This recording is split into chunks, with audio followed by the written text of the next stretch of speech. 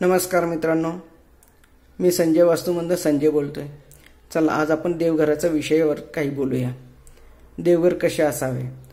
तर मित्रांनो, देवघर हे संगमरवरी अजिबात नसावे। देवघर हे लाकडाचे असावे। देवघरामध्ये किती टाक असावेत किंवा किती मूर्त्या असावेत?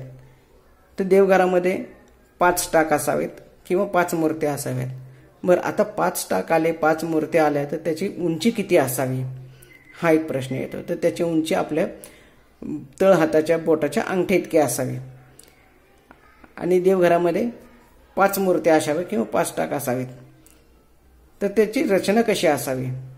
तर प्रथम श्री गणेशाय नमः, तर आपण पहिलं गणपतीला मान देतो।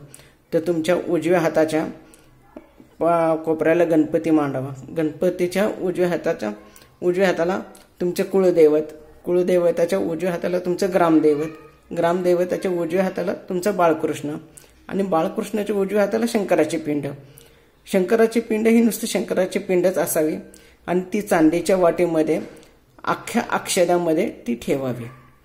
त्याच्यानंतर तुमचं जे श्रद्धास्थान असेल, म्हणजे श्री स्वामी समर्थ असतील, शंकर महाराज असतील, गजानन महाराज असतील, शिर्डीचे साईबाबा असतील, वगैरे वगैरे, नंतर त्यांची ती मूर्ती ठेवावी। आणि घरातल्या देवघराला कळस अजिबात नसावा। घरातलं देवघर हे लाकडीच असावं। मित्रांनो, माझी ही माहिती तुम्हाला कशी वाटली तुम्ही मला नक्की कळून सांगा।